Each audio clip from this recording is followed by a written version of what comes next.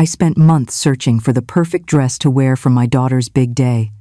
My heart was pounding when I showed it to her, and her answer left me breathless. Mom, the party was yesterday. I wasn't invited. It wasn't an oversight. It was something more. In that moment, I swore I wouldn't scream, I wouldn't cry, but I also wouldn't let go of what I had just learned. What I did next wasn't revenge. It was a lesson she would remember forever. And today, I want to tell you how a dress that was never worn ended up changing my relationship with my daughter for good. They say when a mother walks through a department store looking for a dress, she isn't buying fabric, she's buying a memory. Eleanor, a poised and proper woman of 58, walked purposefully. She entered the boutique with the calm of someone who could afford to pay full price. The afternoon light spilled over the displays, giving the silk the gleam of an old promise. She chose a wine color deep, dignified, the kind that says, "I have arrived" without shouting. As she brushed the fabric, her fingertips tingled, as if the music were already starting. She looked in the mirror and saw herself holding her daughter's hand, spinning slowly, sharing a quiet laugh. This is the one, she thought, and a smile appeared all on its own. She didn't know that fate, stubborn as ever, was preparing a lump in her throat. She returned home, clutching the shopping bag close to her chest, like someone holding a beautiful secret. The door opened to that smell of fresh flowers she loved so much. Order, a home well kept, the peace of a woman who owed nothing to anyone. Her daughter, Chloe, was on the sofa, fingers flying across her phone, her gaze fixed on some distant screen. "Honey, I got the dress I'm going to wear to your party," Eleanor said, her voice trembling with pure emotion. The young woman barely looked up, a tiny, almost non-existent gesture, and dropped the words like a stone in a pond. "Mom, the party was yesterday." The sentence didn't just hit, it pierced, staying inside her like a shard of glass. The silence stretched, heavy, and the walls seemed to close in just a little. If anyone had seen her, they would have said nothing happened, that she just blinked a little slower. But you learned to see the cracks on the inside, and deep inside Eleanor, something fractured. "Yesterday?" she managed to murmur, grasping for some kind of explanation. Chloe pursed her lips, as if annoyed at having to explain the obvious. "Yeah, the date got moved. You know, last-minute stuff?" she tossed out, avoiding her mother's gaze. Eleanor held the bag tight, as if to keep the future from spilling out. She sat down slowly, with a dignity no one had ever handed her, one she had earned herself. And in the back of her eyes, a burning question ignited. Why without me? You might think money buys you a place at the table, but it doesn't buy you a seat in the heart. Eleanor didn't have material needs. She had history. She wasn't in a hurry. She had a memory. She sat there, measuring the weight of the disappointment, like someone probing a wound without breaking the skin. "You should have told me," she said softly, careful to keep her voice from cracking more than necessary. Her daughter made a gesture, somewhere between a weak apology and a rush to end the topic. "It was spur of the moment, Mom. Everything went fine, don't worry about it," she finished, looking down. The "don't worry about it" sounded like a door being locked from the inside. And Eleanor was left with her hands dangling, full of nothing. The house, so completely hers, suddenly felt alien, as if the echoes no longer recognized her. She took a deep breath. That old trick of a woman who has already survived other storms. She didn't argue, she didn't raise her voice, she didn't arm herself with words that would feel heavy later. She just set the bag down beside her, as if seating a friend in silence. She glanced at the dress for a second and covered it again, protecting it from the harsh air. "Do you want to see it?" she tried softly, more out of tender habit than any real hope. Chloe shook her head, distracted, her fingers dancing on the screen again. And in that distant dance, Eleanor understood that their rhythm was no longer the same. Sometimes life doesn't break you head-on, it bends you from the side. She straightened up internally, remembering who she was and where she came from. She remembered nights tending to fevers, impromptu peanut butter and jelly sandwiches after school, dancing in the kitchen in their socks. She remembered childhood promises. "Mom, when I have my sweet 16, you'll be my queen." The memories, so vivid, couldn't fit into that yesterday that had left her out. "It's all right," she said, with the calm of someone who doesn't haggle over her own dignity. She didn't ask for details. She didn't ask for pictures. She didn't ask for the things that wouldn't heal her anyway. She saved the rest for another time, not yet knowing when. If someone were to ask me, I'd say, this is what love looks like when it's trying not to cause harm. It bites its tongue, it puts its hands in its pockets, it swallows its pride with cold water. Eleanor wasn't one for fights, she was one for silences that teach. Her daughter glanced at her sideways, wanting to close the chapter without learning the lesson. The clock ticked forward a few minutes, but inside Eleanor, a lifetime passed. A lifetime in which she understood that affection without respect is just makeup. The dress was still there, patient, like a silent witness, and her heart was stitching itself up to keep from splitting open. "And why didn't you let me know?" she finally asked, quietly, like someone knocking on a stranger's door.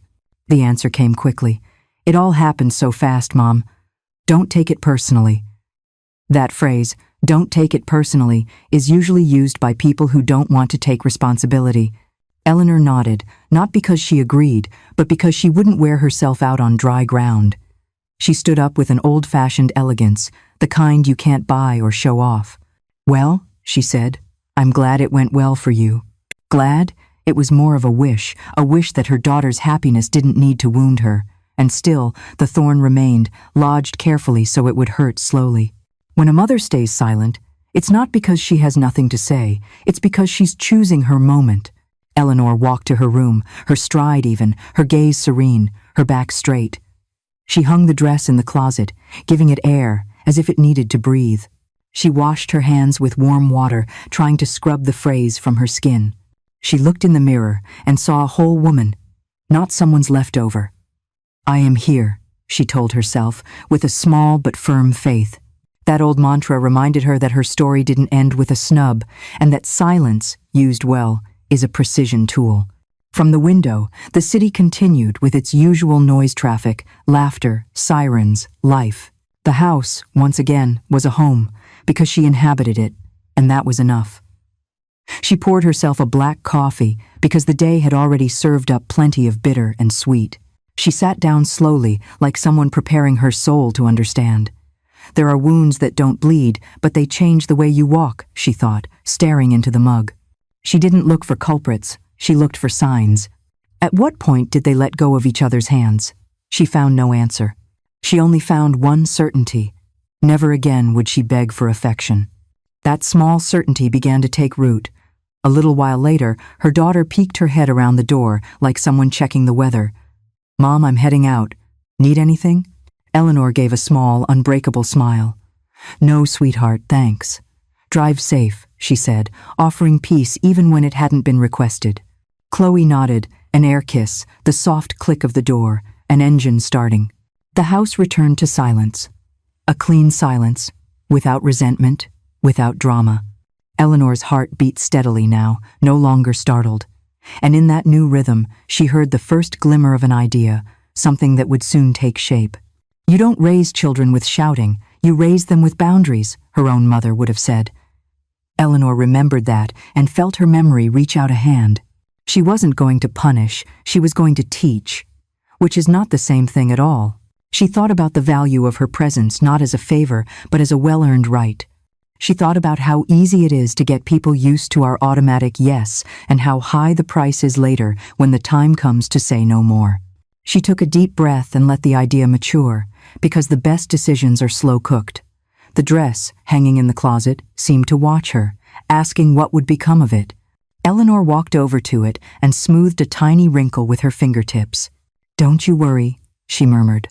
"There will be a moment for you." That moment didn't have a date, but it had a destination.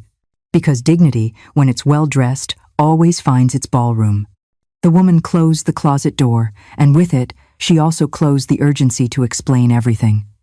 She wasn't going to apologize for feeling hurt, nor was she going to beg for late invitations. If you had seen her that night, you would have understood that self-worth has a light of its own. She lit a small candle in the living room, a habit of hers, to give thanks for what remained. She was thankful for her health, her house, the food on her table, her good name, the strength in her hands. She asked for clarity, so she wouldn't react out of anger or fear. She asked for patience to choose the right words that were yet to be born. And she asked, in secret, that her daughter might one day learn to look her in the eye. The flame flickered, as if to say, "I'm here." And with that small companion, the night became kinder. Up to this point, my friend listener, there is a lesson that beats quietly. Pain teaches, if you let it. Eleanor didn't chase after anyone. She didn't make herself small. She didn't play the victim. She stayed right where she was, whole, allowing her heart to take a seat.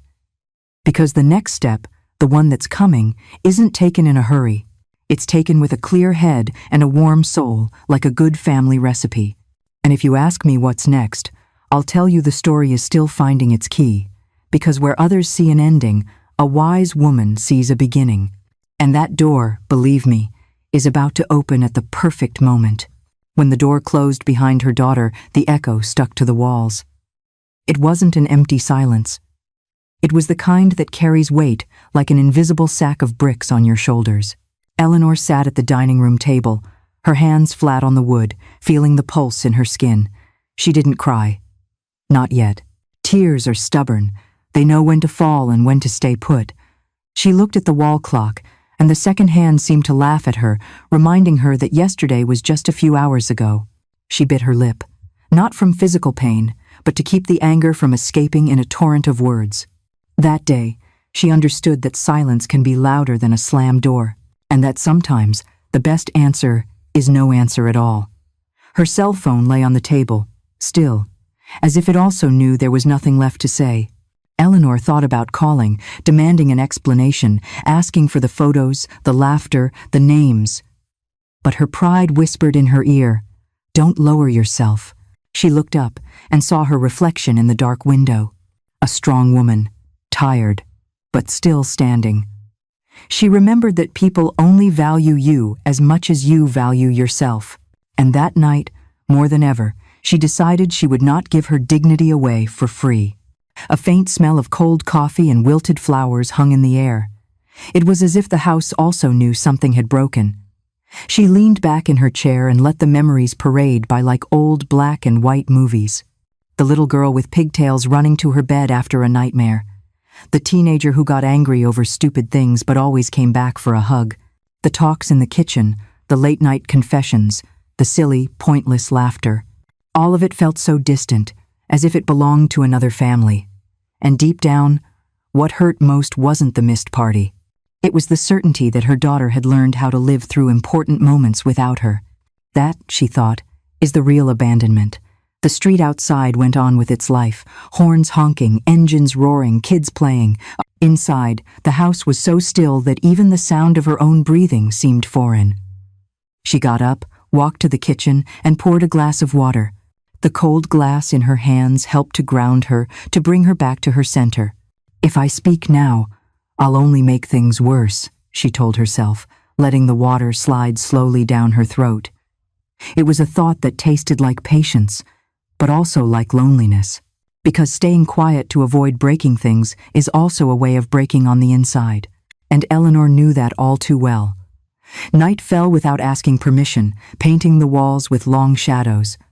Eleanor turned on a warm lamp, as if to chase away the feeling of emptiness. She sat on the sofa, hugging a throw pillow, not watching the television that was on. She wasn't listening to the news, she was listening to the rumble of her own thoughts. What went wrong? When did they drift so far apart? The answers hid like mischievous children, running away before they could be caught. Suddenly, she felt more tired than usual, but it wasn't a physical exhaustion. It was a weariness of the soul, the kind that sleep can't cure. The lamp illuminated the dress, still on its hanger, like a small lighthouse in the middle of a shipwreck. Eleanor stood up and took it in her hands, stroking the fabric. It was beautiful, and it was filled with a meaning no one else understood. It wasn't just clothing. It was time. It was hope. It was a bridge to her daughter that was now broken. She put it away again, closing the closet door carefully, as if she could seal the pain inside. But she knew it didn't work like that. Emotions can't be stored in a piece of furniture. She got into bed early, even though she wasn't sleepy. She wanted to escape the day, but the day wasn't ready to let her go. In the early hours, the silence woke again. It was like an annoying visitor who insists on overstaying their welcome. Eleanor listened to the sounds of the house, the creaking of the floorboards, the sigh of the wind at the windows. She realized she even missed the sound of her daughter's voice, even when it came with complaints. She didn't want to admit it, but this distance sounded like a goodbye in disguise. And in that moment, she promised herself that if she had to leave, she wouldn't do it begging. You can't eat pride, but it feeds you in other ways. And that would be her nourishment in the days to come. The next morning dawned warm, with the smell of fresh bread from the corner bakery. Eleanor got up, put on a soft sweater, and went to pour herself coffee. The morning ritual calmed her. Heating the water, smelling the aroma, listening to the percolator. She poured it into her favorite mug, the one that said Mom in letters faded by time. She looked at it for a moment and thought, how ironic, right? The irony tasted bitter, but it also gave her a strange kind of strength. Sometimes, internal sarcasm is the armor that keeps you from being run through again. And she was ready to start wearing hers. The day moved forward without any rush. Eleanor did her chores, tidied the living room, watered the plants, chatted for a bit with a neighbor. But in every pause, the silence returned to sit beside her. It didn't hurt like it did the night before, but it was heavy. And in that weight, there was a lesson beginning to take shape. Not all wounds heal with words. Some only heal with distance. She didn't know it yet, but that silence was going to be her sharpest weapon. And with it, she would soon take the first step toward a justice that doesn't scream, but is felt. Because there are moments in life when you understand that absence is also a message. Eleanor wasn't planning to disappear, but she was planning to stop being always available. It was time for her daughter to understand what it means to count on someone, to value what she had, until now, taken for granted. And that isn't taught with speeches, it's taught with actions. So, with her heart wrapped in a cold calm, she began to lay out an invisible plan. It wasn't revenge, it was an education. But an education that would hurt just enough to never be forgotten. And just like that, the silence, the same silence that had arrived like an uncomfortable shadow, began to turn into an ally. Eleanor molded it in her mind, giving it the shape of a lesson. She knew that everything she kept quiet about now would be that much more powerful when revealed at the right moment. That's why she was in no hurry. She let life take its course, let her daughter go about her days, suspecting nothing. Meanwhile, she watched, she learned, and she waited. Because in this kind of battle, patience is the most lethal strategy. And Eleanor, though her daughter had forgotten, had always been a strategist. The call came on a Wednesday afternoon, when the sun was just peeking through the blinds and the house was in that quiet, post-lunch calm. It was her daughter. Her voice was softer than Eleanor expected, like someone testing the ground before stepping on it. "Mom, can we talk?" She settled into her chair, the now cold coffee in her hands, and answered with a, "Sure, what's on your mind?" That was neither rushed nor warm. The young woman took a deep breath before letting it out. "I didn't mean to make you feel bad the other day, but you know how things are." Eleanor listened. Yes. But she also measured every word, like someone weighing coins before handing them over. Her daughter's pride peeked through in every syllable, as if apologizing were a luxury she couldn't afford. And a fine tension settled in the air, like a thread that could snap with any sudden movement. The conversation continued, but it never reached a clear shore. Chloe avoided looking her in the eye. Eleanor avoided backing her against the wall of her own guilt.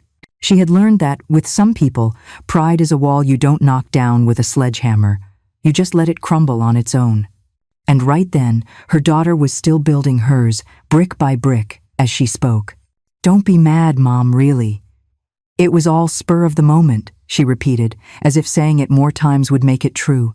Eleanor didn't argue. She didn't lay evidence on the table. She didn't point out the cracks she had seen. She just nodded slowly, giving her the space to believe her own story, because she knew that pride only suffocates when it runs out of air. That afternoon, her daughter changed the subject with the ease of someone erasing an entire line from a notebook. She asked about her grandmother's health, about the flowers in the garden, about anything other than the wound they had opened.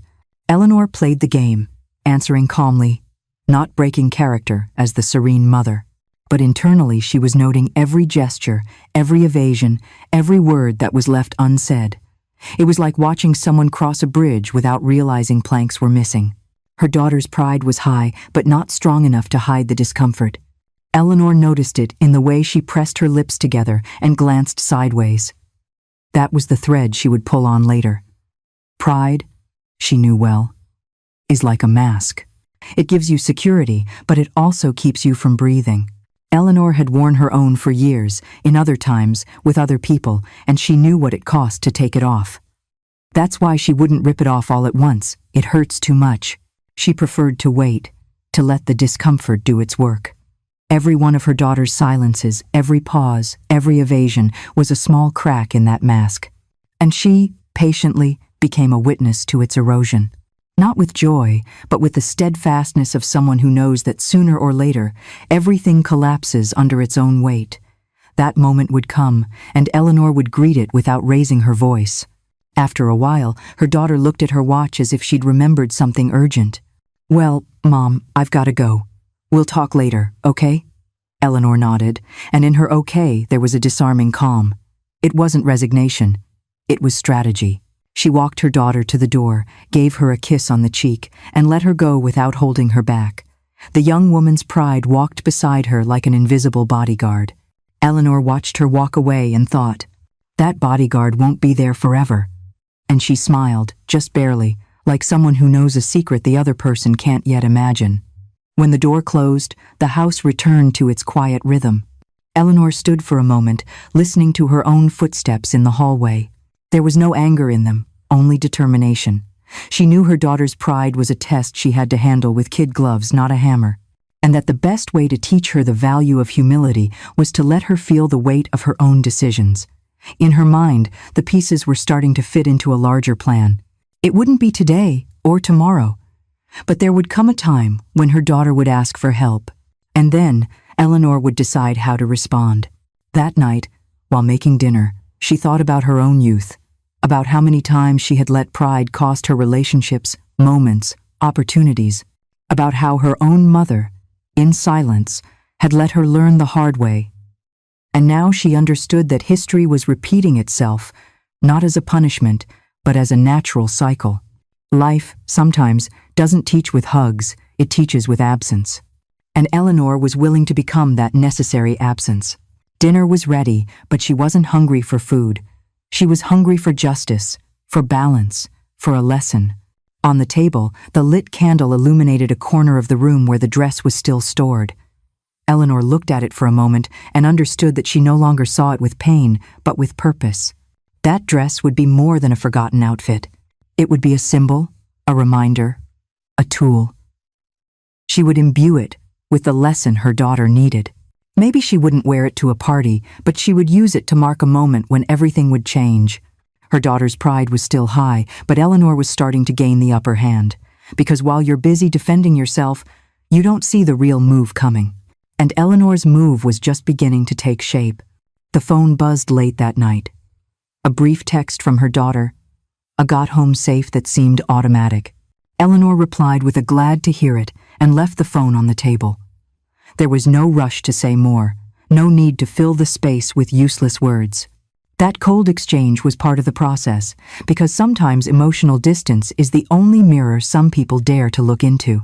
And in that reflection, sooner or later, her daughter would see that her pride wasn't protecting her, it was isolating her. Eleanor wouldn't force it, but she wouldn't prevent it, either. Time would do its work, as it always does. In the silence that followed, Eleanor again felt that mix of calm and expectation. She wasn't at war, but she was in a kind of chess match. Every move had to be calculated, every gesture measured. Because when you're dealing with the pride of someone you love, you don't win by crushing them, you win by showing them there's another way to live. Her daughter didn't know it yet, but the lesson had already begun. And Eleanor, patient as few are, was willing to wait for checkmate, even if it meant staying quiet a little longer. A few days passed without any long calls or spontaneous visits. Eleanor used that silence to take a deep breath and reorganize her thoughts, like someone cleaning out old drawers. Until, one Saturday afternoon, the phone rang with that specific ringtone you recognize even in your sleep. It was her daughter, and her voice was wrapped in a sweet, almost syrupy tone, the kind that hadn't made an appearance in months. "Mom, how are you?" "I miss you," she said, and Eleanor knew immediately that something else was coming. She answered calmly, returning the pleasantry, but without letting her guard down completely.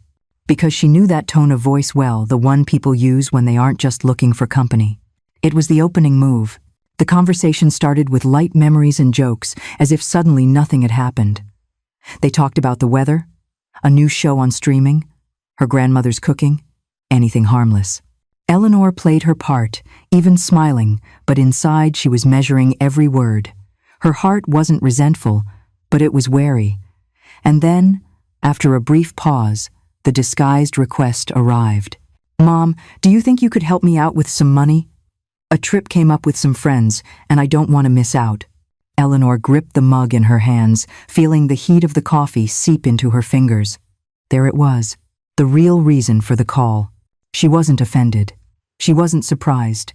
She simply let her daughter finish explaining, filling the air with details about hotels, transportation, and just the little bit I'm short. Her voice sounded hopeful, as if her mother's yes was inevitable, almost automatic, because that's how it had always been. When her daughter asked, Eleanor found a way. She remembered times she had canceled her own plans just so she wouldn't let her down. But that story was about to change. This time, her answer wouldn't be wrapped in immediate self-sacrifice. This time, she was going to think first. Eleanor let the silence settle between them. A long, almost uncomfortable silence. She could feel her daughter shifting in her seat on the other end of the line, waiting. "A trip, you say?" she asked in a neutral voice, with no judgment and no enthusiasm. "Yeah, Mom. Nothing crazy. It's just that if I don't book it now, I'll lose my spot," the young woman replied, rushing her words. Eleanor remembered the party. She remembered the dress hanging in the closet. She remembered the door closed in her face without any warning. And though she said nothing about it, she knew she was facing an opportunity. An opportunity to teach without raising her voice. An opportunity to set a boundary. Instead of a flat-out refusal, Eleanor decided to play her own game.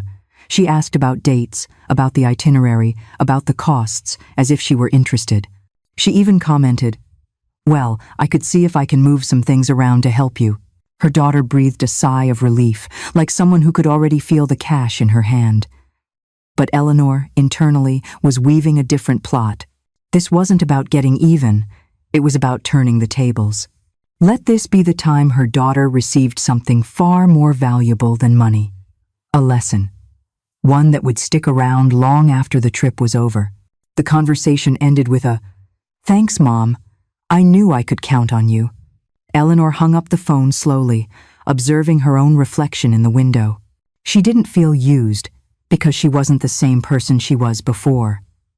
She felt in control of the situation, in control of her decisions. Her daughter's pride was still intact, but she was the one holding the high card now. The move wasn't immediate, because real lessons aren't served up like fast food. Eleanor was going to wait for the perfect moment to deliver something very different from what she had asked for. And that moment was approaching. That night, she took the dress out of the closet and laid it on the bed. The fabric shimmered with the same intensity as the day she bought it, but the meaning was different. She stroked it slowly, as if weaving her thoughts into every fold. "It's not your time yet, but soon," she murmured. The image of her daughter receiving this dress, instead of the money, made her smile. Not out of malice, but out of a sense of justice.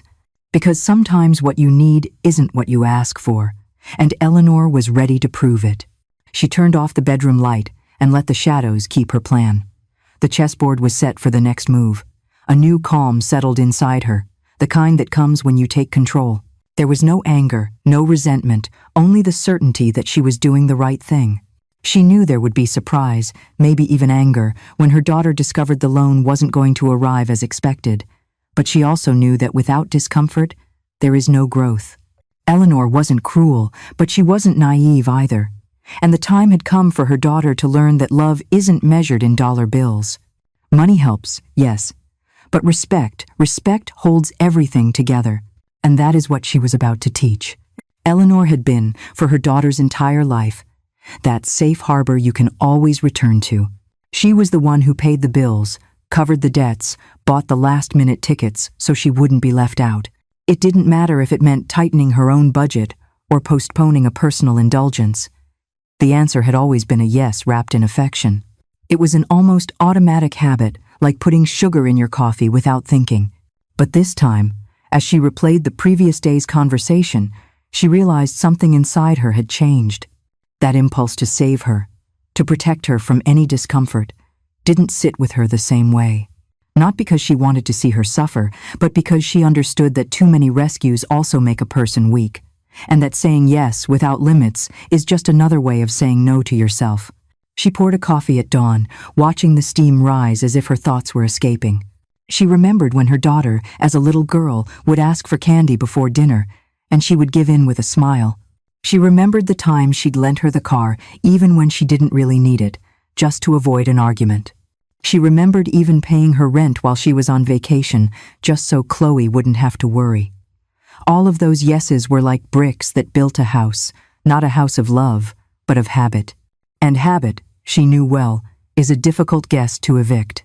That day, as the coffee grew cold in her hands, she decided that the next answer would not be automatic. She was going to put a deadbolt on that door that was always open. It wasn't an act of delayed rebellion or score settling.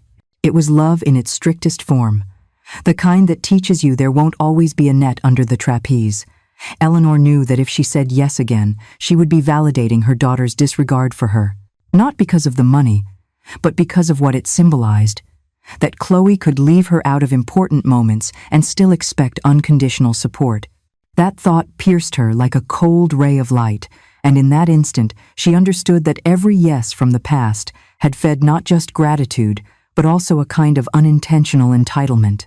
No blame, no resentment, just the clarity of seeing the pattern. And once you see it, you can't unsee it. The day moved on calmly, with the distant sound of a radio playing from a neighbor's house. Eleanor took the opportunity to organize her closet, and there it was, the dress, hanging like a silent statement. She looked at it and felt it had become a kind of talisman, a reminder that her worth didn't depend on how many favors she did, but on who she was, with or without invitations. She ran her hand over the fabric and thought, no more reflexive yeses. This wasn't about closing the door on her daughter. It was about opening a new one, the door to responsibility. Because in the end, true love isn't the kind that always says yes, but the kind that knows when a no can save you. And that was the lesson beginning to form. In the afternoon, her phone vibrated with a text. "Mom, have you thought about the trip?" Eleanor read it without rushing, like someone looking over a bill that wasn't due yet. She answered with a simple, "Yes, I've thought about it." She didn't explain further, didn't add any emojis, didn't embellish the sentence. She knew curiosity would start to do its work, because sometimes doubt is more uncomfortable than an immediate no. And she wanted her daughter to feel that little void, that space where you realize not everything is guaranteed. It was the beginning of new territory for them both. Night came with a soft breeze that stirred the living room curtains. Eleanor sat down with a notebook and began to write down expenses, income, and goals she had for herself. Something she hadn't done in a long time because she always put her own plans second. Writing it down on paper made her feel like the owner of her life again. She realized it was never a bad time to reconnect with herself, and that every no she was about to say to her daughter was, in reality, a yes to herself, a yes to her projects, her peace, her dignity. And that, for a woman who had always lived for others, was pure gold. There was, of course, the friend who said in a brief phone call, "Oh, but she's your daughter. Don't say no to her." Eleanor smiled with the kind of calm that only comes from having thought things through 1,000 times. "It's not about denying her. It's about teaching her," she replied. Her friend went quiet, as if understanding there was something deeper at play. Because always saying yes doesn't guarantee love. Sometimes it even weakens it. Eleanor hung up and felt the guilt that had been threatening to appear slowly dissolve. In its place was a conviction as solid as stone. This time, her yes would take a different form. In her mind, the plan was already clear. She wasn't going to give her money. She was going to give her something she didn't expect, something that would make her stop and think. That something had the shape of a memory, of a mirror, of a lesson wrapped in surprise. And for that, the dress would play a starring role. Because, although her daughter didn't know it yet, that dress had not been bought in vain. Every stitch, every fold, carried a story that she herself had tried to erase. And Eleanor, with the patience of a seamstress, was ready to hand it back to her. Not as an accusation, but as a reminder that could not be ignored. The early morning found her awake, staring at the ceiling, mentally rehearsing the exact words she would use. She didn't want to wound. She wanted to shake. She didn't want to close the door. She wanted her daughter to have to knock to come in. And for that, the boundary had to be clear, with no need to raise her voice or be dramatic. Because sometimes the most powerful thing you can do is speak softly and let the truth carry its own weight. And that was something Eleanor had mastered. She took a deep breath and finally let sleep take her. Because she knew the next few days would be decisive. At dawn, while making her breakfast, she surprised herself by humming an old song. She wasn't sad. She was resolved. And you could feel that difference in her shoulders, in her straight back, in the way she walked. The phone was still on the table, silent, as if waiting for the final answer. But Eleanor was in no hurry, because time, when you know what you want, stops being your enemy and becomes your ally. And in that silent pact with the clock, she knew she was about to take one of the most important steps of her life. One that would mark her relationship with her daughter forever. Monday dawned with an overcast sky, the kind that feels like an omen. Eleanor was sweeping the porch when she heard the voice of Mrs. Gable, the neighbor across the street, who always had a comment ready for any occasion. "Eleanor, did you hear the party was just fantastic?" she called out from her fence, with that mix of gossip and enthusiasm that doesn't wait for an invitation. Eleanor leaned the broom against the wall, feigning interest, though a sharp pain shot through her chest. "Oh yes, I heard. But I couldn't make it," she answered serenely. The neighbor leaned in a little closer, lowering her voice as if they were conspirators. "Well, they're saying it was moved up so you wouldn't run into certain people. You know, your late husband's cousins." And right there, as if someone had flipped on a bright light in a dark room, it all started to make sense. Eleanor stood in silence, processing every word. It hadn't been a spur-of-the-moment date change, as her daughter had claimed. It had been planned. And not for her daughter's convenience, but to avoid an awkward encounter. The realization hit her with a mix of rage and sorrow. "Am I that much of an inconvenience?" she thought, not letting her face betray a thing. Mrs. Gable kept talking, describing the tables, the music, the dresses. Every detail was like a drop of lemon juice on a fresh cut. Eleanor nodded, like someone listening to a recipe, but in her head, there was no party. There was only betrayal. The neighbor, oblivious to the magnitude of her revelation, continued her enthusiastic report. The photos, the cake, the emotional toast. Eleanor smiled politely, but the smile didn't reach her eyes. It was the kind of smile you put on to avoid giving away more than you're getting. And as the other woman talked, she remembered all the times she had defended her daughter from the family's passive-aggressive comments. How many times had she been the shield, the voice that calmed the storms at tense Thanksgiving dinners? And now she was the one left out, as if she were the threat. That, more than the dress in the closet, was what she would not forget. When Mrs. Gable finally said her goodbyes, Eleanor closed the door and leaned against it for a moment. The silence of the house enveloped her again, but this time it wasn't uncomfortable. It was a cold blanket that helped her think. This wasn't the time to confront. It was the time to observe. Because when a lie unravels on its own, the guilty party ends up tangled in their own words. Eleanor knew that if her daughter had dared to invent a story, it was because she assumed her mother would never check. And that was a mistake. One that was about to cost her dearly. Because there is no harsher judge than a disappointed mother. She sat at the dining room table with a glass of water in her hand and mentally replayed every gesture, every phrase from the last few days. It was spur of the moment, the change of subject, the rush to end the conversation. It all fit together like a puzzle that suddenly finds its missing piece. Eleanor felt the anger rising, but she tamed it with a long breath. She would not react while she was hot. She had learned long ago that impulsive reactions give the other person control of the narrative, and this time she was going to be the one to tell the story. On her own time. She took the dress from the closet and laid it on the table, looking at it as one looks at an ally. This dress, which had been bought for a day of joy, would now be the cornerstone of something much bigger. You wanted to leave me out, she thought, but you're about to learn that a mother is never really out of the game. She ran her hand over the fabric, feeling its softness, and pictured the exact moment she would hand it to her daughter. Not as a gift, but as a mirror. As a reminder that actions have consequences. And that respect, once broken, costs far more than any dress. The idea gave her a strange calm. A dangerous calm. In the middle of the afternoon, her phone vibrated with a text from her daughter. "Mom, did you decide about the trip?" Eleanor read it and left it unanswered. For the first time in a long time. Not to punish, but to take control of the timing and the tone. She knew that silence could be more unsettling than any lecture. And in that space of waiting, the other person begins to question themselves. In the meantime, she went about her day as if nothing had happened. She washed the dishes, watered the plants, put on some soft music. Because patience, used well, is the most elegant weapon. That night, while making tea, she heard the neighbor's words replay in her head. Every phrase was like a needle pulling at the fabric of her trust. She didn't need proof or witnesses. She already knew enough.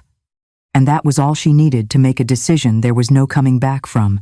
The trip would be the perfect moment to open the box and let the lesson breathe. This wasn't about money, it was about respect. And for Eleanor, respect was the foundation of everything. The day it's lost, you have to work to get it back. If you even can. She got into bed with the certainty that she would not be sharing this information just yet. It was her ace in the hole, and she wasn't going to show it before it was time. While her daughter thought she was still being considered, she had already decided the outcome. And that advantage, silent and firm, gave her a sense of control she hadn't felt in a long time. She settled under the covers and let sleep envelop her. She didn't dream of the lost party or the betrayal. She dreamed of the moment of truth. And that dream made her smile in the dark. The next morning, Eleanor got up early, before the sun hit the living room walls. She made strong coffee, the kind that scratches your throat a little and clears your head. She sat at the table with a blank sheet of notebook paper and a black ink pen. She wasn't planning to write a letter to send, she knew that from the start, but she needed to put the words in order, to give them shape outside of her head so they would stop bouncing around like stones. She took a deep breath and began. "Daughter, I'm not writing this to reprimand you, but to remind you who I am." As the ink flowed, the knot in her chest began to loosen. It was like pulling out thorns, one by one, careful not to break the skin. She wrote about the excitement for the dress, about the moment she heard the words, "The party was yesterday." She didn't exaggerate, but she didn't soften the blow either. She clearly laid out the weight of that absence, the coldness of the silence that followed. She didn't apologize for feeling hurt because she understood her pain was legitimate. She also wrote about the time she had said yes, even when saying yes left her with nothing for herself. She recalled birthdays, Christmases, sick days when her presence had been the one constant. In those lines, there was no resentment, there was memory.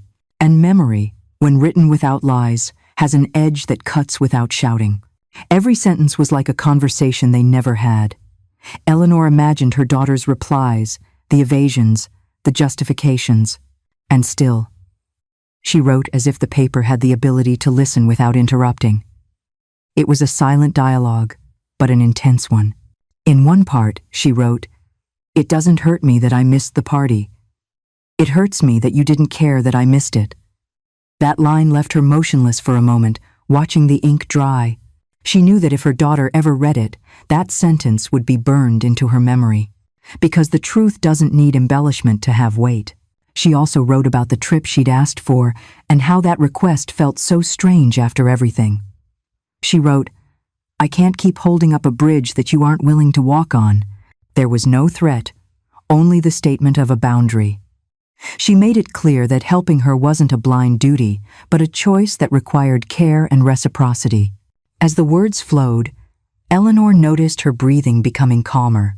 That initial anger had transformed into a kind of firm serenity, the same kind you feel when you know that, no matter what happens, you will never give in the same way again. And that, in itself, was an irreversible change.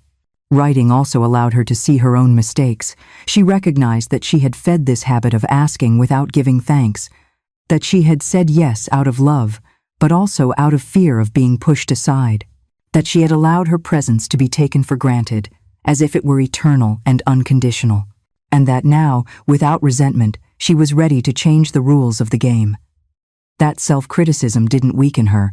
On the contrary, it strengthened her, because understanding her part in the story gave her more control over what came next. And what came next was already clear to her. When she finished writing, she folded the paper in thirds and put it in an unmarked envelope. She put it in the bottom drawer of her desk, next to old letters and black and white photos. There was no intention of her daughter reading it anytime soon, or perhaps ever. It was more for herself, to have a record of how she felt in that exact moment.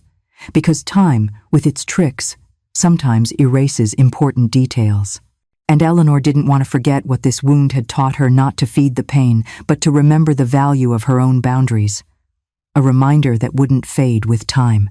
She got up from the table with a lightness she hadn't felt in days.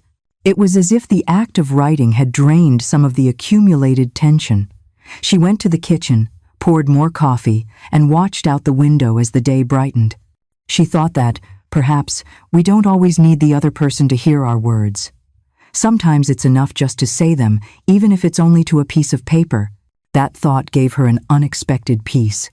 Because she no longer depended on her daughter's reaction to feel relief. She could give herself that closure, even if it was in private. Mid-morning, she received another text. "So what have you been thinking about the trip, Mom?" Eleanor smiled as she read it. Not because the insistence bothered her, but because she now knew exactly how to handle it. She wasn't going to answer yet. She wanted her daughter to learn that immediate answers aren't always the norm, that there was value in waiting, in reflection, in the silence that comes before an important answer. And as the phone lay on the table, she decided to go out to the garden to water the plants. Because life, like flowers, grows best when you don't force the process. The envelope with the letter stayed in its place all day, like a silent witness. Eleanor knew that if she ever decided to hand it over, she would do it at a key moment. A moment when the words wouldn't become an attack, but a mirror. Until then, it would remain stored away like a soft weapon with an invisible edge. One that doesn't cut the skin, but can open the conscience. And with that thought, she felt she had something more powerful than any amount of money she could lend. She had the truth.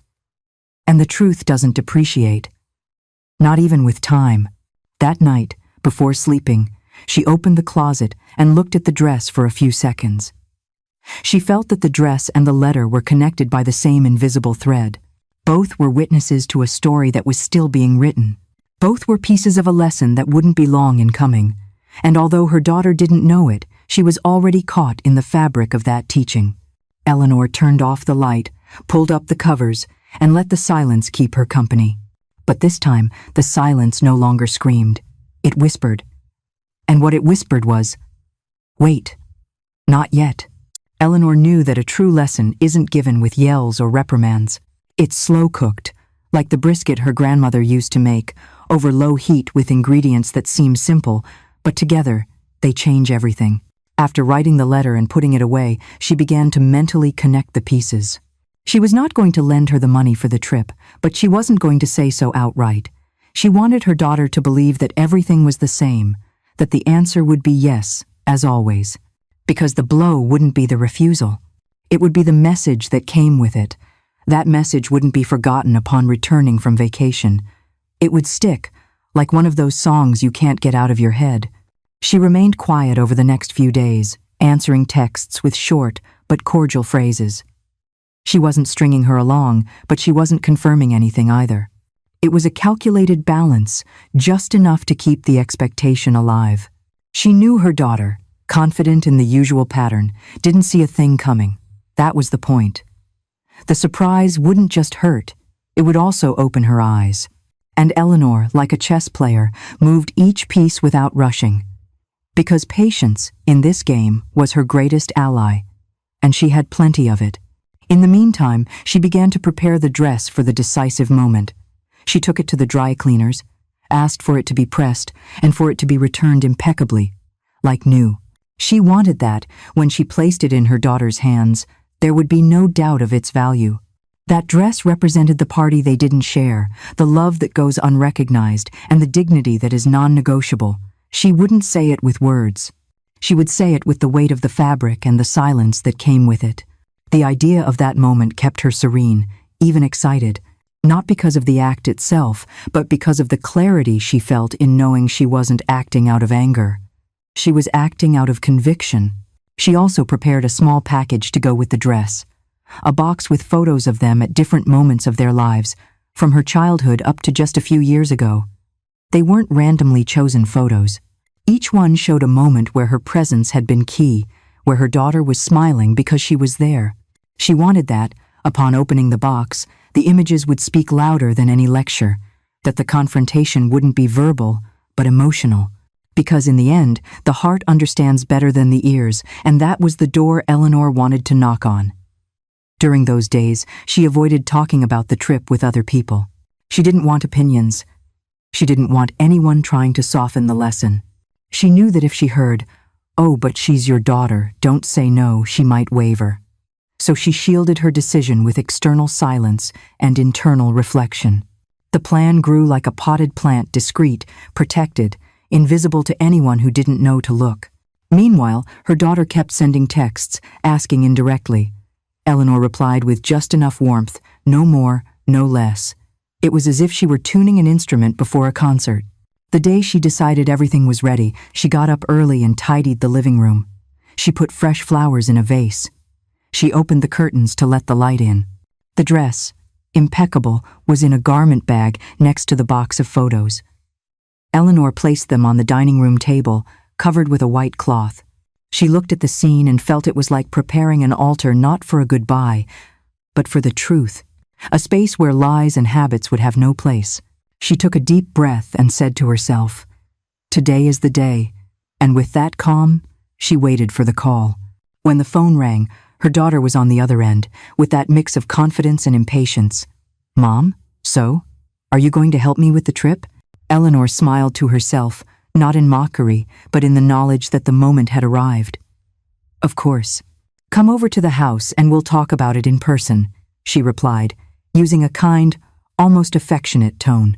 She knew that invitation would spark her daughter's excitement. It was part of the plan to have her arrive confident, without her defenses up. The real lesson was just a few hours away, and Eleanor could already picture the look on her face. She spent the rest of the day making coffee, setting out cookies, and creating a calm atmosphere. She didn't want the conversation to happen in the midst of tension or anger. She wanted everything to seem normal, right up until the moment it wasn't. It was a stage, carefully set, so that the lesson could land on its own. She wouldn't need to raise her voice or be dramatic. The weight of the objects on the table would do all the work, and her daughter, upon seeing them, would understand without needing many explanations. That was the art of teaching without imposing. As evening approached, Eleanor looked at herself in the mirror before her daughter arrived. She wasn't trying to look intimidating. She was aiming for firm and calm. She put on a simple blouse, fixed her hair simply, and added a touch of the perfume she saved for special occasions. This was not just any meeting. In the mirror, she saw a woman who had learned not to waste her energy on someone who didn't value it. And that woman was ready to meet her daughter's gaze without flinching. Because in that gaze would be the real message, and she was not going to tremble. The doorbell rang. Eleanor's heart beat a little faster, but not from nerves. It was a mix of anticipation and closure. She opened the door with a smile that revealed nothing of her plan. She let her in. She offered her coffee, and they chatted for a bit about unimportant things. Until, without drawing out the moment any longer, Eleanor pointed to the package on the table. "This is what I have for you," she said, her voice firm but soft. Her daughter didn't understand at first, but within seconds, confusion began to spread across her face. Eleanor knew that this was the beginning of the second part of the lesson, the part where she opens the package and lets the images and the dress do the talking. But she was in no hurry, because sometimes the real impact isn't in the surprise, but in the anticipation of what's about to be revealed. And in that pause, as her daughter stared at the bundle covered by the white cloth, Eleanor felt that everything she had planned was exactly where it was supposed to be. The silence filled the room again, but this time, the silence was hers. The coffee was served, and the aroma filled the living room. But that wasn't what was on her daughter's mind. Eleanor could see it. Those restless eyes darted from the mug to the package on the table, like someone who senses something important is about to happen. She took a slow sip, unhurried, letting the silence work for her. Finally, her daughter broke the calm. "So, what's this? Is it the money?" Eleanor smiled. Just barely, the kind of smile that gives no answers. "Not exactly," she said, as she carefully removed the white cloth covering the package. First, the wooden box appeared, then the garment bag with the dress. The air in the room seemed to thicken. "I want you to open this," Eleanor said, pushing the box toward her. Her daughter obeyed, still shadowed by confusion. Inside, the photos began to appear, one by one. The little girl at the beach, the teenager at her high school graduation, the two of them laughing in the kitchen. In every image, Eleanor's presence was evident, solid, constant. Her daughter looked at them without speaking, as if something heavy had suddenly landed on her. Eleanor didn't interrupt. She knew the images spoke louder than any speech. Next, she handed her the garment bag. When she unzipped it, the folds shimmered in the afternoon light. "It's the dress I bought for your party," Eleanor said, her voice soft but firm. Her daughter's gaze dropped to the fabric, and suddenly, the memory of that day was unavoidable. She swallowed hard, but said nothing. Eleanor continued, "You left me out that day. And while it hurt me, it also taught me that I can't keep saying yes to you while you're saying no to me in other ways." There was no anger in her voice, only the certainty of someone who is in command of her own boundaries. Her daughter zipped the bag closed, as if she couldn't hold it for long. For the first time in a long time, she didn't seem to have a ready answer. And that, for Eleanor, was already a change. "I am not going to lend you money for this trip," Eleanor stated plainly. "And it's not about the money, it's about what it means." Her daughter looked up, her expression a mix of shock and bewilderment. "You have always been able to count on me," Eleanor continued, "but I will not support something that leaves me out. If you want my help, I also need your respect." The room fell silent. The only sound was the ticking of the wall clock. That sound, usually invisible, now marked every second with a new weight. Eleanor let it be. Her daughter tried to say something. "Mom, I didn't mean to." Eleanor gently raised a hand, asking for a pause. "I don't need explanations right now. I just want you to think about what I'm saying." Her voice wasn't shaking, but it wasn't trying to be harsh either. It was the tone of someone who knows that seeds don't sprout the moment you plant them. Her daughter nodded slowly, her fingers fidgeting with the edge of the photo box. It was as if those pictures had become an uncomfortable mirror, one she couldn't look away from. When she got up to leave, there were no slammed doors or hurtful words. Eleanor walked her to the door and gave her a kiss on the cheek. "Think about it, sweetheart." "I'll be here," she said, and those last words sounded more like a promise than a warning. Her daughter walked down the street, the dress in one hand and the box in the other. From the window, Eleanor watched her go, and for a moment, she felt a mix of relief and sadness. It wasn't easy to set boundaries, especially with someone you love. But there was a new peace in knowing she had done it with dignity, without yelling, without humiliating. The rest of the afternoon passed in calm. Eleanor went back to the table, where the white cloth lay folded. She picked it up and put it in the drawer, as if closing a chapter. She knew her daughter would need time to process what had happened. Maybe she would be angry, maybe she would pull away even more, or maybe she would understand. That maybe didn't scare her, because now, more than ever, she was clear that true love isn't about always saying yes, it's about teaching others to value every yes that's given. That night, while making her tea, she remembered her own mother's words. "It's not about what you give, but what you teach while you're giving it. And she understood that afternoon, she had done exactly that. She hadn't given her money, but she had given her something far more valuable. A mirror to look into, one that showed both the beautiful and the uncomfortable. One that, with any luck, would stay with her for a long time. Eleanor smiled to herself, feeling her heart beat lighter. The lesson had been given. All that was left was to wait for it to bear fruit. 3 days passed in absolute silence. Not a text, not a call, not even a good morning sent by mistake. Eleanor didn't take it as an offense, but as a confirmation. The lesson had hit a nerve. During that time, she dedicated herself to her routines, not letting anxiety get the best of her. She watered her plants, organized closets, visited a friend for coffee. But inside, she knew her daughter's absence wouldn't be permanent when someone isn't used to hearing no. That word just bounces around in their head. And sooner or later, the need to respond becomes stronger than pride. On the 4th day, as evening fell, the doorbell rang. Eleanor opened it, and there was her daughter, standing on the porch, holding the box of photos. She didn't have the dress. The greeting was brief, a hi, that seemed to contain 1,000 trapped sentences. She walked in without being invited, went to the living room, and set the box on the table. Eleanor followed her calmly, not rushing the moment. "Want some coffee?" she asked, using that neutral tone that neither pushes nor pulls. Her daughter shook her head and took a deep breath before speaking. "Mom, what you did hurt me." Eleanor didn't answer right away. She looked at her, staying calm, and said, "What part hurt you?" Her daughter shrugged, as if the words were fighting her. "That you gave me. That. Instead of helping me with the trip." Eleanor shook her head and replied in a quiet voice. "It wasn't instead of. It was so that you would understand something." Her daughter frowned, not fully grasping it. Eleanor took a breath and continued, "That dress and those photos are proof that I have always been there for you. But if you leave me out, how can I be there for you in what comes next?" The silence that followed was thick, but not hostile.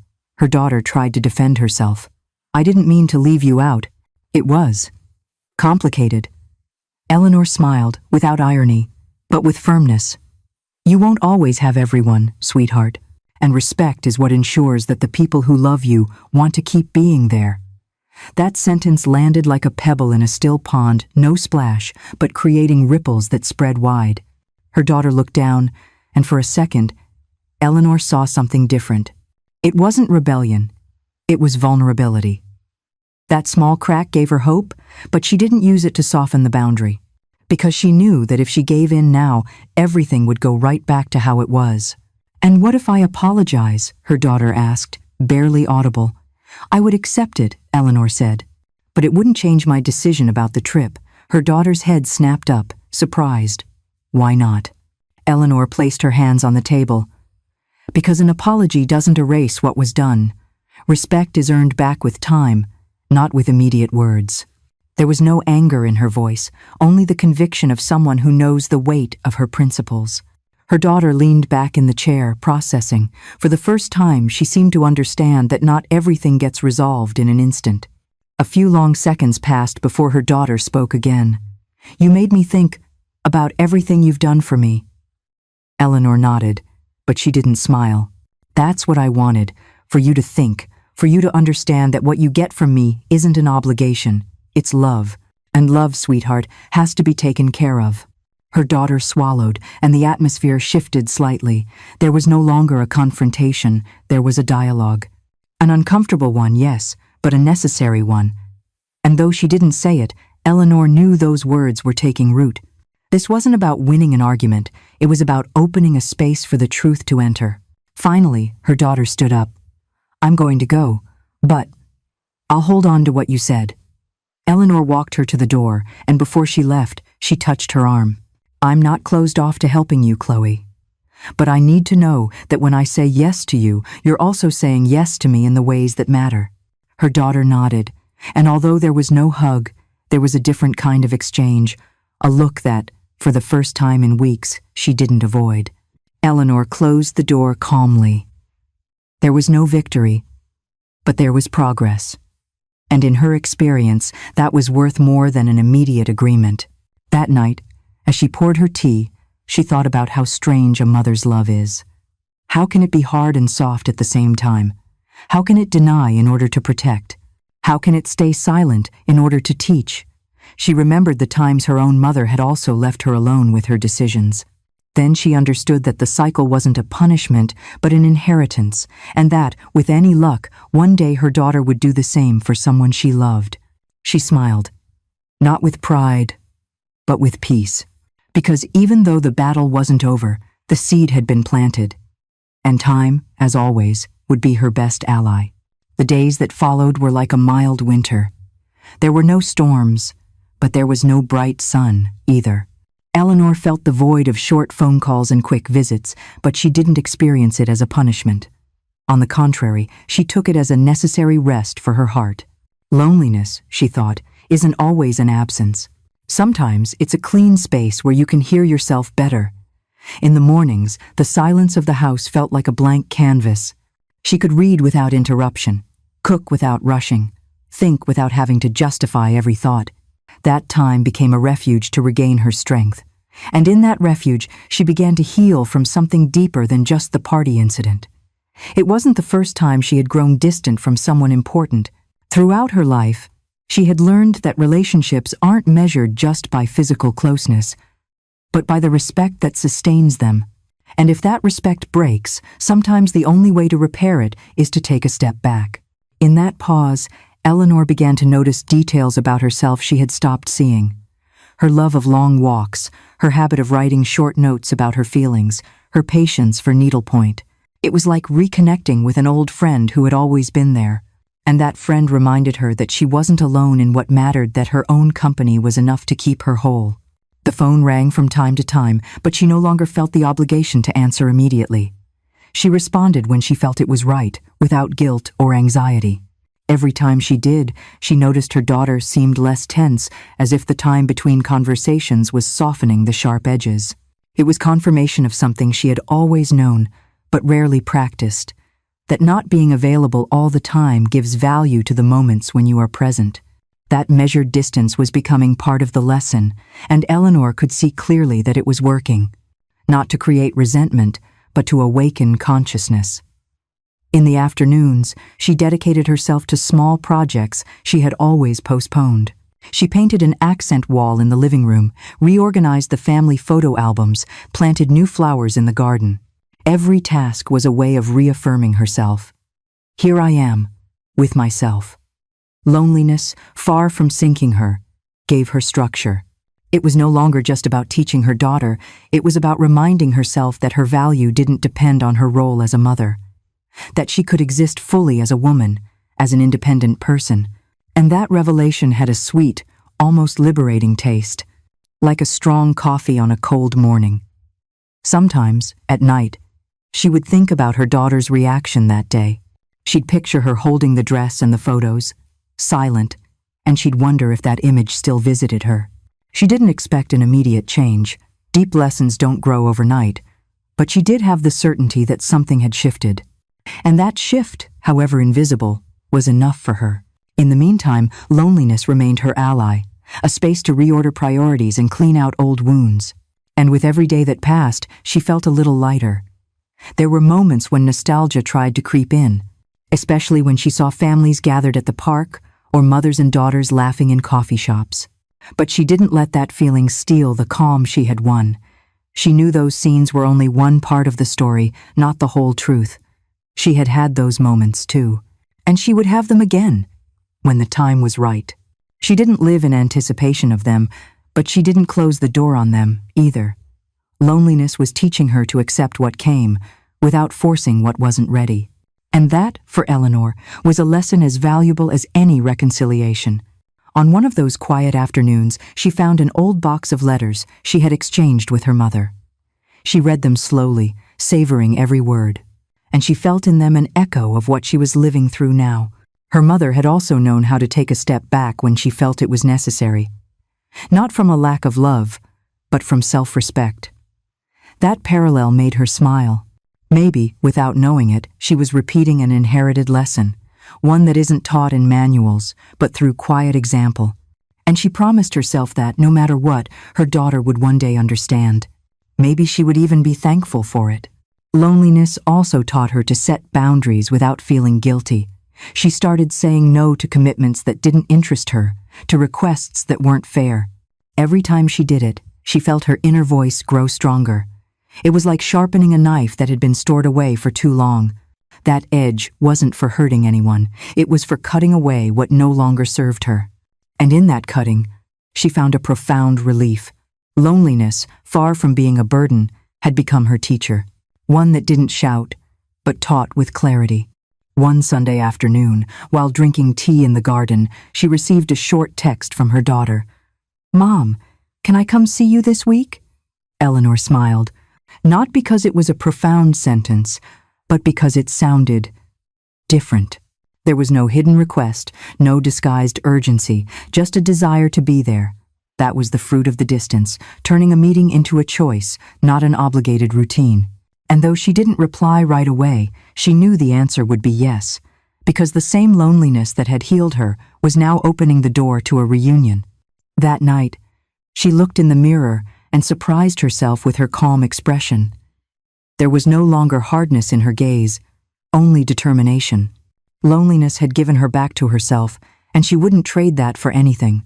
Now, if her daughter returned, it would be a mutual decision, not an obligation.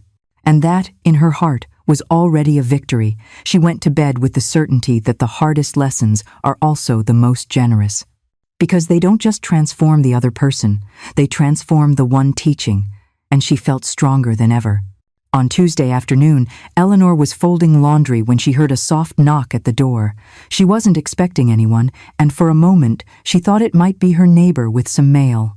But when she opened it, she found her daughter standing there, makeup-free, her hair thrown up in a messy bun, her eyes puffy. She didn't have that confident sparkle she always arrived with, nor the smile she used as a shield. Instead, she brought a silence that weighed more than any words. "Can I come in?" she asked, in a voice that sounded like it was trying not to break. Eleanor stepped aside, and in that gesture there was no judgment, only space. She knew this wasn't just any visit. Her daughter sat on the sofa, hands clasped together, her gaze fixed on the floor. Eleanor watched her, in no hurry to fill the silence. She had learned that confessions aren't extracted, they are waited for. A few long seconds passed before she heard it. "Mom, I messed up." The phrase landed like a heavy sigh, and Eleanor received it with calm. There was no joy, but there was a profound relief. Because it wasn't often she heard her daughter lower her guard, let alone admit a mistake without immediate excuses. "I know the party thing was wrong. And the trip. Asking for the trip was even worse after that," she continued. Eleanor didn't interrupt. She let her talk, empty herself, put in order the things she'd been holding in for weeks. "I felt awful from the first day, but I was embarrassed to come and tell you. I thought if I just acted like nothing happened, it would go away, but it didn't." Eleanor nodded slowly. "Some things don't just go away on their own," she said, her voice soft, not seeking to blame. Her daughter looked up, and in her eyes, that constant defense was gone. There was, finally, vulnerability. In that moment, Eleanor understood that the mask had fallen. It wasn't just the confession, it was the way she said it. Without embellishment, without anger, without trying to be right. Her daughter was just there. Present. With no role to play. She was the same little girl who used to run for a hug after scraping her knee, just with more years on her. And although the wound didn't vanish instantly, seeing that honesty felt like ice beginning to crack. Eleanor didn't rush to hug her, because she knew this moment needed space. But she made it clear that she was listening, and that her presence wasn't conditional. That, more than any lecture, was the foundation for rebuilding. "I get that you don't want to help me all the time, Mom," her daughter said, her voice dropping. Eleanor smiled slightly. "It's not about wanting to, it's about how it's asked, and what's behind the asking." Her daughter nodded, and that single gesture was more honest than any promise. She didn't offer to change overnight or swear she'd never make a mistake again. She just acknowledged that she understood what her mother was saying. And that understanding was more important than any empty promise. Inwardly, Eleanor felt her choice had borne its first real fruit, a small one, but a genuine one. There was a brief silence, and then her daughter asked, "Can I stay for a bit?" Eleanor replied with a simple, "Of course," and went to the kitchen to make tea. There was no need to say more, no need to unpack the entire past all at once. A reunion, she thought, is built with small bricks, not with grand speeches. She returned from the kitchen with 2 mugs and set them on the coffee table. Her daughter smiled, just barely, as if the tea were a symbol of a truce. Eleanor returned it, thinking that maybe it wasn't a truce. Maybe it was the beginning of something new, something that couldn't have happened without the distance that came before. As they drank in silence, Eleanor remembered that sometimes, to let someone drop their mask, you have to pull back just far enough. Not to disappear, but to let the other person see their own reflection without distractions. That had been her plan from the beginning, even if she never said it out loud. And now, seeing her daughter sitting across from her, she knew it had worked. Not perfectly, but enough to open a door. A door she was willing to keep open, as long as there was respect on both sides. That thought gave her a deep peace, even deeper than any momentary victory. When her daughter got up to leave, there were no long goodbyes. A thanks, Mom, was enough. Eleanor walked her to the door, and before she left, she looked her straight in the eye. "What matters most to me is that we can talk like this," she said. Her daughter nodded, and this time she didn't look away. She closed the door softly, and Eleanor stood in the hallway, breathing deeply. It wasn't a happily ever after ending, not yet. But it was a worthy end to that chapter, and for her that was worth everything. That night, before sleeping, she thought about how life always finds a way to remove our masks, sooner or later. Sometimes it does it with a blow, other times with a whisper. In her case, it had been with patience, distance, and a dress that was never worn. She smiled to herself, feeling that the dress had fulfilled its purpose without ever needing a party. Because it was never about the garment, it was about what it represented. And in that moment, it represented the day her daughter stopped hiding behind her pride. And that was priceless. A few weeks passed without any grand gestures or deep conversations. Eleanor wasn't looking for them. She knew that what they had discussed needed time to settle. The relationship moved like a calm river, slow, steady, without any rough currents. Sometimes her daughter would call to ask for a recipe or to tell her something about work. Small exchanges that seemed trivial, but to Eleanor, they were signs of ground being trod upon carefully. There were no repeated promises or apologies, just a subtle effort to be present. And in that quiet rhythm, Eleanor found peace, because she had learned that real affection doesn't need to run to arrive. One Saturday morning, her daughter showed up unannounced. She was carrying a bag of fresh pastries, and the aroma filled the kitchen the moment she walked in. "I was in the neighborhood and thought of you," she said, in a way that let the gesture speak for itself. Eleanor let her in and poured coffee without asking questions. The conversation was light, almost domestic. The weather, the new show they were both binge-watching, the price of gas. But underneath those simple topics, there was something more. A voluntary presence, not a forced one that Eleanor valued more than any gift. In the middle of their chat, her daughter glanced toward the closet where the dress was hanging. She didn't say anything, but Eleanor noticed her eyes linger there for a second longer than normal. It was a brief silence, but one loaded with meaning. Eleanor didn't break it. She let the moment hang in the air. She knew that dress had become a symbol for them both, a silent reminder of the distance they had endured and of how they had found their way back. And even though no one mentioned it, it was there, like a quiet witness to what they had learned. There were no grand declarations that day, no long, drawn-out hugs. But as she was leaving, her daughter said, "I like coming here. It feels different." Eleanor smiled. Knowing different was the perfect word. It was no longer the place where she said yes to everything without thinking. Now, it was a space where they could both just be, without masks, without rigid expectations. That change, though small, was profound, and Eleanor accepted it without rushing, like someone who knows the best things are built slowly, because reconciliations made in a hurry tend to unravel just as fast. In the following days, the texts became more frequent, but not invasive. They were simple. A photo of a pretty sunset, a "how's your day?" in the middle of the afternoon. Eleanor replied with the same simplicity. She wasn't trying to force long conversations, but she wasn't letting the connection go cold either.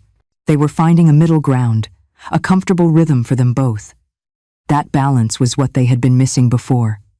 Now, they valued it, even if they didn't say it out loud. But Eleanor felt it in every exchange. One Sunday, her daughter invited her out to lunch. It was the first time in a long time that the invitation wasn't tied to a request or an obligation. She just wanted to spend time. Eleanor accepted without hesitation, and that meal felt light, with no baggage from the past weighing on the table. They laughed, they shared stories, and for a moment, everything felt like it used to. Only better. Because now, there was an awareness of what it took to get to that moment. More respect for the other's company. And that, for Eleanor, was the real reward. It wasn't a fairy tale ending. There were still things to talk about and wounds that needed to heal. But now, neither of them seemed to be in a hurry. They had both realized that trust doesn't come back with a single hug or a quick "I'm sorry." It's earned back, little by little, with small, consistent actions. Eleanor understood that, and she accepted it with gratitude. She knew that slow reconciliations are the ones that last the longest, and that was the path they had chosen, even if they'd done so unspokenly. On one of those quiet visits, her daughter brought her flowers. "To brighten up the house," she said. Eleanor put them in a vase and thought that, in reality, they were brightening something deeper, the invisible space between them, the one that had been so full of tension. The flowers, like their relationship, didn't need an explanation to be there. They just needed to be cared for so they could grow. And Eleanor was willing to do that, without pressure, without rushing, because she had learned that what is forced will break. That night, as she put away the clean dishes, she thought about everything that had happened. The dress, the box of photos, the no to the trip. It all seemed distant, but at the same time, very present. She didn't regret any of it. She knew that if she had given in back then, this reunion wouldn't have the same value. Her daughter didn't seem resentful, either. Instead, there was a new respect in the way she treated her. That respect was the real gift she had been waiting for. And to see it grow like this, without being pushed, was a satisfaction that couldn't be bought. Not even with all the money in the world. As she got into bed, Eleanor understood that the key word for this new chapter was patience. Patience to wait for the right moment to speak, patience to accept small gestures as huge steps forward, and patience not to demand more than the other person could give right now. That patience, which she once thought was a sacrifice, now felt like a gift she was giving herself. And she knew that, whatever happened next, they had already taken an enormous step. One they would not have taken if she hadn't decided to set a boundary when it mattered. She fell asleep with a quiet smile, ready for whatever came next. Because when a reunion isn't rushed, there's no fear of it ending. The day they finally spoke plainly arrived, without either of them planning it. It was a temperate afternoon, with the light falling at an angle across the living room and the scent of fresh coffee in the air. Eleanor had invited her daughter over for no special reason, just to spend some time. They sat across from each other, each with her mug, and the conversation started light, but soon took a different turn. Her daughter, with a serious expression, said, "Mom, I think I finally get what you were trying to tell me that day." Eleanor looked up, holding the silence to give her space. "I get that the problem wasn't the money. It was me, not taking care of what you give me." That acknowledgement, though brief, had the weight of a sincere confession. Eleanor set her mug on the table and folded her hands. "I don't want you to think it was a punishment," she began. Her tone measured. "It was a boundary, because I love you, and I don't want you to one day think that everything is automatic. Affection and respect have to be nurtured, sweetheart. If not, they dry up." Her daughter nodded, looking her straight in the eye, not running from the truth. "I know, and I promise I'm going to take care of that. I don't want you to feel like I don't value you." Eleanor watched her in silence for a few seconds, searching her gaze for something more than just words. She found it. It wasn't an empty promise. It was a commitment beginning to form. And right there, she knew it was time to make a new pact. I don't want to go back to the way things were, with me always saying yes and you not even noticing, Eleanor continued. I want it to be different. If you need me, I want you to ask from the heart, not out of habit, and if I can, I'll be there. But I need you to be there for me, too. Her daughter smiled, just barely, with a look that mixed relief and respect. I can do that, she said. I want to do that. Eleanor felt something settle inside her, like a piece of a puzzle finally finding its place. That I can, and I want to, were clear signs of understanding. And understanding was the most solid foundation for any relationship. They sat in silence for a moment, just listening to the distant sounds from the street. There was no hurry to keep talking. The calm they both felt was enough. Her daughter reached out and took Eleanor's hand, a gesture that needed no explanation. It was more than an act of affection. It was a silent confirmation of their new deal. I'm serious, Mom. Thank you for not giving me the money, she blurted out suddenly, smiling. Eleanor looked at her with a mix of surprise and pride. Thank you? She repeated. Yeah. If you had given it to me, I wouldn't have understood a thing. That moment, so simple and so large, closed a cycle that had begun with a wound. It wasn't about forgetting what happened, but about learning from it. Eleanor felt she was no longer carrying that old frustration. What was left now was a renewed respect, a clean slate looking forward. Her daughter, for her part, seemed lighter, as if she'd finally let go of a heavy stone she'd been carrying in her pocket. You could hear the relief in her voice, see it in her gestures. They both knew that not everything would be perfect, but that they now had a shared language to care for one another, and that language wasn't learned in a day. Before she left, her daughter stood up and went to the closet where the dress was hanging. She took it out carefully and held it up. Mom, I think this dress needs to be worn someday. I don't want it to just stay put away forever. Eleanor smiled, understanding she wasn't just talking about the fabric. It will be, she said, when the time is right. And they both knew that right time didn't depend on a party, but on the celebration of something more important, the way they had relearned how to love each other. That would be the real event worth dressing up for. At the door, before saying goodbye, they hugged. It wasn't a quick hug, but one that allows itself a few extra seconds. The kind that makes it clear that a bond, even when stretched, doesn't break. Eleanor took a deep breath and let that hug seal their new pact, with no need for more words. Her daughter left with the dress in her arms, and Eleanor watched her walk down the street. For the first time in a long time, she didn't feel worry or sadness. She felt certainty, and that certainty tasted like a silent victory. That night, as she jotted down a few phrases in her notebook, Eleanor wrote, "The strongest pacts are the ones born from respect, not obligation." She closed the notebook and smiled. She didn't know when the right time to wear the dress would be, but she didn't care. She knew that day would come, and that when it did, they would both be ready. And in that thought, she found a peace that stayed with her until she fell asleep. The peace of someone who didn't just get someone back, but got them back better. And that, she thought, is the true triumph of any mother. The moment arrived without any announcements or elaborate plans. It was a Friday night, months later, when her daughter called to invite Eleanor to a special dinner. "It's not my birthday or an anniversary, but I want you to come," she said, with a tone that left no room for doubt. Eleanor accepted without asking questions, though she felt that internal vibration of an important day.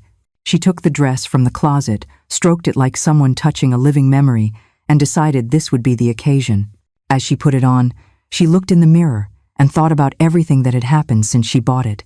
This dress, which had been a witness to a wound, would now be a symbol of something won, something neither of them had seen coming at the beginning.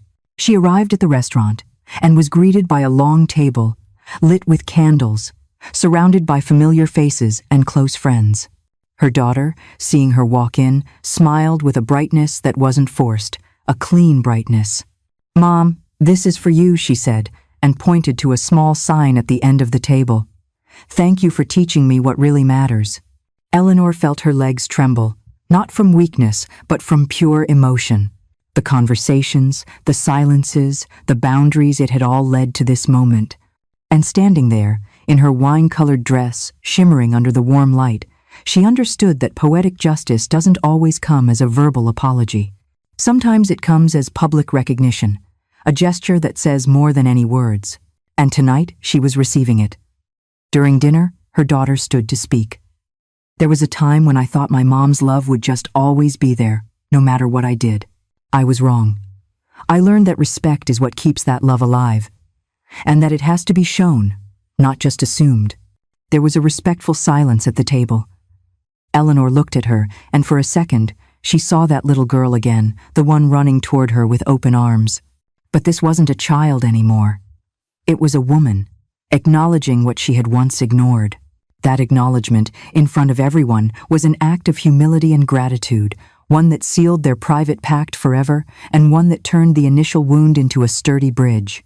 When the toast was over, her daughter came over and whispered, "This dress, it really needed to be worn tonight." Eleanor smiled, feeling that sentence close the circle in the most perfect way. She didn't need anything else. No gifts, no applause, no extra explanations. It was all said in that moment. The dress had waited for its occasion, and it had found it. And just like their relationship, it had been stored and cared for, only to shine at exactly the right time. That, Eleanor thought, was the true meaning of consciousness and of lessons taught with firm love. The night ended with soft music and genuine laughter. Eleanor walked home slowly, as if wanting to stretch out the memory. She didn't feel like she had won a battle. She felt she had completed a work of art. And the most beautiful part was that this work wasn't made of sweet words, but of consistent actions, actions that had transformed a wound into a stronger bond. When she arrived, she hung the dress up again, but this time not as an unresolved issue, but as a silent trophy. One that would always remind her that sometimes, to teach someone how to love, you have to dare to say no. Before sleeping, she wrote the last sentence in her notebook. "Respect that is earned with patience is the respect that lasts forever." She closed the journal and turned off the light. There were no tears, only calm. Because she knew this story, which began with an invisible door slamming shut, had ended with a door wide open. And that door no longer depended only on her, but on them both. That, for Eleanor, was the most just ending she could have asked for. And with that certainty, she fell asleep, knowing that what she had planted would continue to flourish, even when she was no longer there to see it. If this story touched your heart, tell me in the comments what it made you think about the most, and also tell me what city or country you're listening from. I love to know how far these words are traveling. Don't forget to subscribe to the channel and hit the notification bell, because every week I bring more true stories, full of emotion, unexpected twists, and life lessons that can change the way you see your relationships. Your support is what keeps this community alive, and there will always be a place for you here.